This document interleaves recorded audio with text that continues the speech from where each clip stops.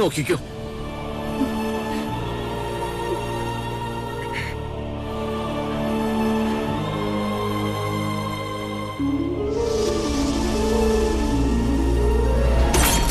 ഒരു പട്ടാഴി മാധവൻ കേട്ടോളെ. നീ പഠിച്ചോ പഠിപ്പിച്ചൊക്കെ ഇന്നത്തോടെ മതി. എന്നെ ഒന്ന് വിട്, ഞാൻ വരുന്നില്ല. എനിക്ക് കല്യാണം വേണ്ട. ഞങ്ങൾ അറിയാതെ എന്ന് മുതലാ നിനക്ക് ഈ മാധവൻ ഉണ്ടായത്?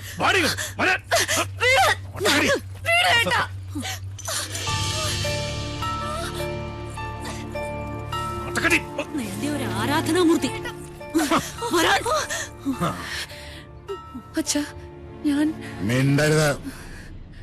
നീ ഏത് നമ്പൂരിയുടെ ഭാര്യയാകണമെന്ന് ഞാൻ തീരുമാനിച്ചിട്ടുണ്ട്. അതല്ലാതെ ഏത് കാമദേവൻ വന്ന് എന്റെ കാൽ കീഴി കിഴിവെച്ച് സാഷ്ടാംഗം പ്രണമിച്ചാലും വിട്ടുകൊടുക്കില്ല കുത്തൻ. ഈ ടീച്ചറിനെ തിരിച്ചു വരില്ല എന്ന് പറഞ്ഞേക്ക്. തടയാൻ ധൈര്യം ഉണ്ടെങ്കിൽ വരാൻ പറ പട്ടാഴി മാധവനോട്. Hello sir.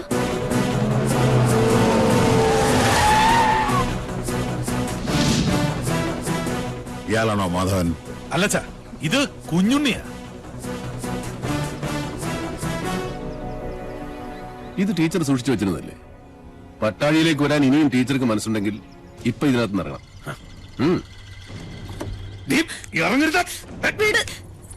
ധൈര്യമായിട്ട് വന്ന് കയറ്. കുഞ്ഞുണ്ണി കൊണ്ടുപോകും ടീച്ചറെ. ഒരുത്തനും നമ്മളെ തടയില്ല. നീ ഇവിടെ കൊണ്ടുപോകുന്നൊന്ന് കാണട്ടെ.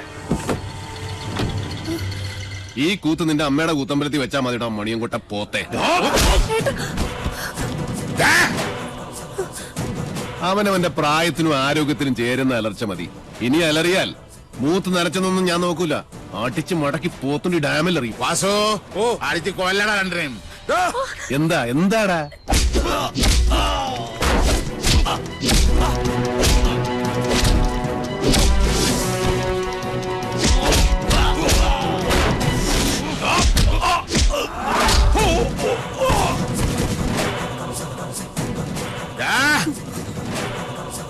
ജനിപ്പിച്ച തന്തയെ മോള് തള്ളി പറയണമെങ്കിൽ ഒന്നുകിൽ അച്ഛൻ അച്ഛനല്ലാതാവണം, അല്ലെങ്കിൽ മോൾ അത്രയ്ക്ക് ദുഷ്ടയാവും. ഇതിലേതാണെന്നുള്ളത് തെക്കോട്ട് തലവെക്കുന്നതിന് മുമ്പ് കാരണം ഒരു ആലോചിച്ച് തീരുമാനിക്കും. രുദ്രാക്ഷം കഴുത്തിലല്ല, മനസ്സിലാണ് വേണ്ടത്. കേട്ടോ മോണിയംകൂട്ടി രാവണം. ഒന്നുകിൽ ഇത് ഇവിടെ വെച്ച് അവസാനിപ്പിക്കണം, അല്ലെങ്കിൽ നമുക്ക് ഇവിടെ നിന്ന് തുടങ്ങാം. രണ്ടായാലും എനിക്ക് വിരോധമില്ല.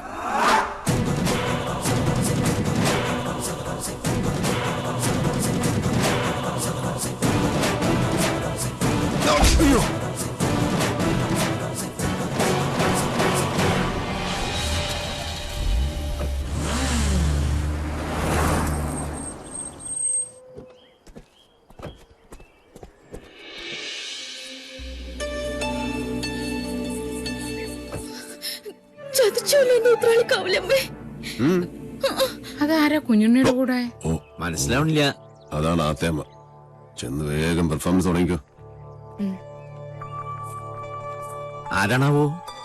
അമ്മേ. ഹായ്, എന്താ അത്? കുട്ടി ഏതാ? അമ്മ എന്നെ ശപിക്കരുത്. പാർവതി, ഈ കുട്ടി ഏതാ? എനിക്കറിയില്ല, ഞാൻ കണ്ടിട്ടുമില്ല. ഈ കാണാലോ, അമ്മയ്ക്കും ചിറ്റശിക്കും ഇനി കണ്ണ് നിറയെ കാണാം. ഇത് മിത്ര നമ്പൂതിരി, നമ്മുടെ ഇവിടുത്തെ സംസ്കൃത കോളേജിലെ ടീച്ചറാ. പഠിച്ചത് ഇവിടെ തന്നെ. ആദ്യമേടെ അനുഗ്രഹം വാങ്ങിക്കാൻ വന്നതായിരിക്കും. നന്നായി വരൂ കേട്ടോ. ഏതാ ഇല്ലം? അത് മണിയാമ്പള്ളി. മണിയാമ്പള്ളി മണിയാമ്പള്ളി കേട്ടിട്ടില്ലേ? മണിയാമ്പള്ളി ഇല്ലം കേട്ടിട്ടില്ലേ? മണിയാമ്പള്ളി ഇല്ല. ഇപ്പൊ കേട്ടല്ലോ. ഇനി മനസ്സ് തുറന്നങ്ങോട്ട് അനുഗ്രഹിക്കുക. എന്നിട്ട് അമ്മയുടെ അരയിലിരിക്കുന്ന ആ താക്കോൽക്കൂട്ട് എടുത്ത് ടീച്ചറെ ഏൽപ്പിക്കുക. ഈ നിൽക്കുന്നതേ അമ്മയുടെ പുത്രവധുവാ. എന്താ? ബോംബ് പൊട്ടി. ഇനി മുതൽ ടീച്ചറാ ഇവിടുത്തെ ആത്തേമ്മ. ശിവ ശിവ, എന്തായി കാണുന്നത്? എടാ, എന്ത് തോന്നിയാസം കേട്ടാന്നായോ നിനക്ക്? കിരാവൻ ഇല്ലത്തിന്റെ അന്തസ് കെടുത്തിയില്ലോ നീ. ഞാൻ കിരാതനും കാട്ടാളിനും ഒക്കെയാ സമ്മതിച്ചു. പക്ഷേ ഇത് എന്റെ വധുവല്ല. പിന്നെ ഇത് അമ്മയുടെ മൂത്ത മകന്റെ വേളിയാ. പ്രൊഫസർ പട്ടാഴി മാധവൻ നമ്പൂതിരിയുടെ സഹധർമ്മിണി. എന്നാ ആർക്കൊന്നും മനസ്സിലായില്ലേ? ശിവ ശിവ ചോദിച്ചു നോക്കൂ. ഇവൻ പറയണതൊക്കെ നേരാ? അതെ. മാധവ മാധവ കേശവ. വൈകിപ്പോയി. ഇനി വിചാരണ വിളിച്ചോദ്യമൊന്നും വേണ്ട. വേണം. അവന്റെ മനസ്സറിയണോ എനിക്ക്? അറിഞ്ഞു. ദുരഭിമാനം വാതുറക്കില്ല, പക്ഷെ വാത്സല്യം മനസ്സ് തുറക്കും. കുഞ്ഞുണ്ണിക്ക് അത് കേൾക്കാം. അതേ കുഞ്ഞുണ്ണി കേൾക്കൂ. ഈശ്വര, പാർവതി ഒന്ന് കിടക്കണം. അയ്യോ അയ്യോ ആദ്യമ്മ ഉത്തരം മുട്ടുമ്പോ അമ്മയ്ക്ക് സ്ഥിരമായിട്ടുണ്ടാകുന്ന ഒരു ബോധക്ഷയാ. അതിന് മരുന്നില്ല. ടീച്ചർ മുകളിലേക്ക് വെക്കുള്ളൂ. പാണിഗ്രഹണ മന്ത്രം ചൊല്ലി ഒരാൾ മാളികപ്പുറത്ത് കാത്തിരിപ്പുണ്ട്. കുറച്ച് ദിവസമായി. പിന്നെ ഈ സ്നേഹം എന്ന് പറയുന്നത് ഒരു അനുഭൂതിയാ, തരുന്നയാൾക്കും കിട്ടുന്നയാൾക്കും. അല്ലാതെ മനസ്സിന്റെ ഉള്ളറകളിൽ ബീജാക്ഷര മന്ത്രം പോലെ രഹസ്യമായിട്ട് സൂക്ഷിക്കാനുള്ളതല്ല. അനുജന്റെ ഉപദേശം ഞാനിക്കിഷ്ടാവില്ല. അതുകൊണ്ട് ടീച്ചറുടെ തലയുടെ മന്ത്രത്തിൽ ഇതൂടെ ചേർത്തൊന്ന് ഓതി കൊടുത്തു നോക്ക്. ചിലപ്പോ ഗുണമുണ്ടാവും.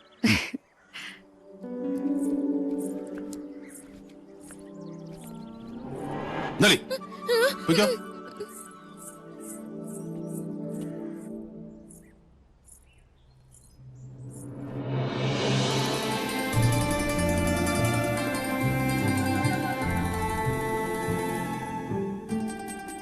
കണ്ടുവല്ലേ, അഗ്നിയാകാനും ഹിമമാകാനും നിമിഷാർത്ഥം പോലും വേണ്ടാത്ത എന്റെ ഉണ്ണിയെ. പട്ടാഴിയിൽ ഒരു സ്നേഹപ്പാലാഴിയുണ്ടെന്ന് പറഞ്ഞപ്പോ താൻ വിചാരിച്ചു കാണില്ല അതിത്രയും ചൂടുള്ള ഒരു ചെങ്കടലായിരിക്കുമെന്ന്. അല്ലേ? മുൻഷുണ്ടി ലേശം കൂടും, അത്രേ ഉള്ളൂ. ഇങ്ങനൊരു അനിയനെ കിട്ടാൻ ഈ ഏട്ടൻ സുഹൃതം ചെയ്യണം. അനിയനോ? ജനനം കൊണ്ട് ഞാൻ മൂത്തതാണെന്നേ ഉള്ളൂ. കർമ്മം കൊണ്ട് അവനാ ഏട്ടൻ. പട്ടാഴിൽ എന്തിനും ഏതിനും കുഞ്ഞുണ്ണിയാ കേമൻ. അതെനിക്കിന്ന് മനസ്സിലായി. ഇത്രയും നാള് വിളിച്ച ദൈവങ്ങളോടല്ല, ഉണ്ണിയോടാ ഞാൻ നന്ദി പറയണ്ട്. എന്താ ഇത്? ഗുരുവായൂരപ്പന്റെ ശ്രീകോവിലിനുള്ളിൽ വെച്ച് 41 ദിവസം പൂജിച്ചെടുത്ത പട്ടുതാലിയ. ഇനി ഇതിനൊരു അവകാശം ഉണ്ടല്ലോ.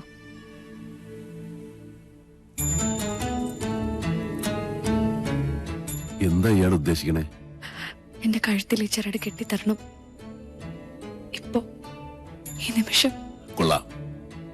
കൊട്ടും കുരവയും അഗ്നിസാക്ഷിയുമില്ലാതൊരു വേളി. നടക്കട്ടെ, അതാവും യോഗം. എന്നാലും 1000 കർഗഹോമങ്ങളുടെ ബലമുണ്ട് എന്റെ ഉണ്ണിയുടെ ആശീർവാദത്തിന്. അത് മതി, എനിക്കത് മതി.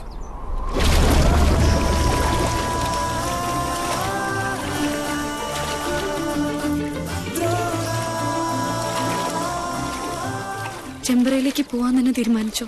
ഈ യാത്ര ഞാനായിട്ടല്ല, ഈശ്വരൻ നിശ്ചയിച്ചതാണ്. മാധവൻ പോയിരിക്കും. പടനിലത്തിന്റെ എതിർവശത്ത് നിന്റെ അച്ഛനും സഹോദരങ്ങളുമാണ്. നിനക്ക് കരയാം. ചെമ്പ്ര ഇനി ശ്മശാന ഭൂമിയാകാൻ അധികം കാലമില്ല. ഒരു താത്രിക്കും രക്ഷിക്കാൻ കഴിയില്ല ചെമ്പ്രയെ.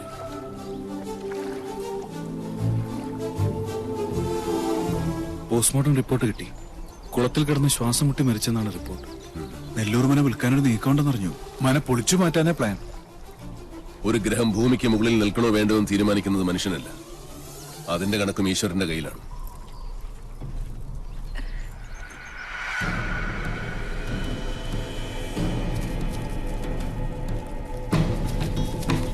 ഒന്ന് പെട്ടെന്നാവട്ടെ. നേരെ അങ്ങോട്ടിട്.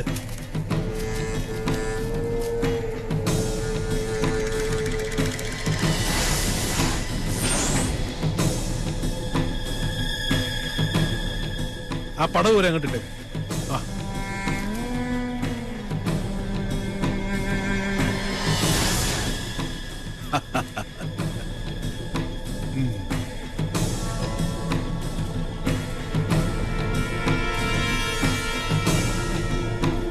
ഇതോടെ നശിക്കട്ടെ ചമ്പ്രയുടെ ദുഷ്കീർത്തി, ദുശകുനം.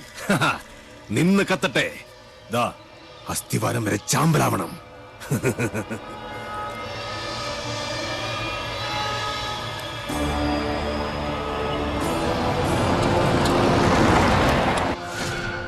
ഒരു തരത്തിൽ പറഞ്ഞാൽ ഇതും ഒരു ബ്രഹ്മഹത്യയാ. എല്ലാവരും മനസ്സിൽ അഷ്ടാക്ഷരി അങ്ങനെ ജപിച്ചോളുക.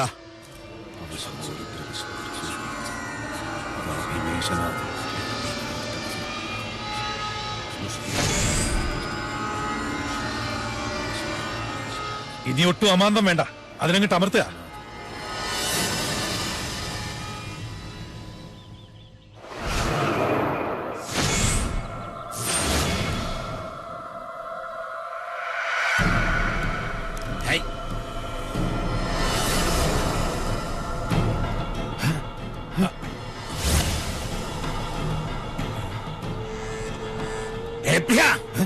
എന്താ ഇത് പൊട്ടാത്തെ? എന്താ എന്ത് പറ്റി നോക്കട്ടെ.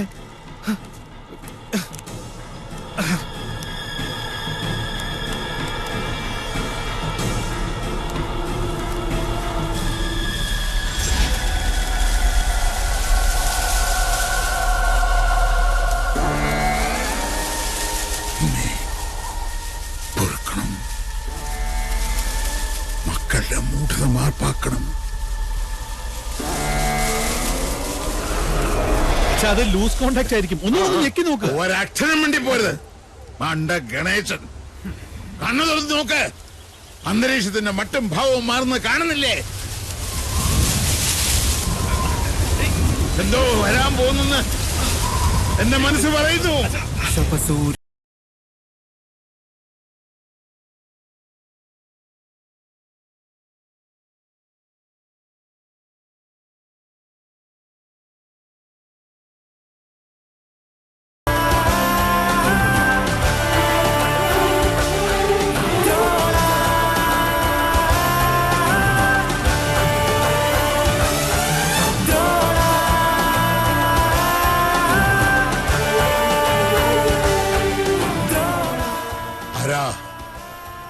ഏതായി അവതാരം? 10 അവതാരങ്ങളും ആണുങ്ങളായിരുന്നു. ആണുങ്ങളെ കണ്ടിട്ടില്ലാത്ത മണിയങ്കോട്ടെ അച്ചിക്കോന്തന്മാർക്ക് പുരുഷ പ്രജകളെ കണ്ടാൽ കണ്ണിൽ ഇരുട്ട് കയർ പിച്ചും പേയും പറയും. മാധവൻ, പട്ടാഴി മാധവൻ. ഇയാളെന്തിനാ ഇങ്ങോട്ട് വന്ന? അച്ഛനും മക്കളും വെച്ച പടക്കൊന്തേ പൊട്ടിയില്ലേ? രാവിലെ ഇല്ലത്തുനിന്ന് ഇറങ്ങുമ്പോ നെല്ലൂർമനെ കാറ്റത്ത് ധൂളിയാക്കി പറത്തിക്കളയാമെന്ന് വ്യാമോഹിച്ചു അല്ലേ? എനിക്ക് നെല്ലൂർമനെ ഇതുപോലെ കാണണമെന്ന് മോഹമുണ്ടെങ്കിൽ അത് തടയാൻ മാത്രം പോന്നവരല്ല മണിയങ്കോട്ട മണ്ണുണ്ണികൾ. മാധവൻ, പട്ടാഴി മാധവൻ, പട്ടാഴി മാധവൻ നമ്പൂതിരി.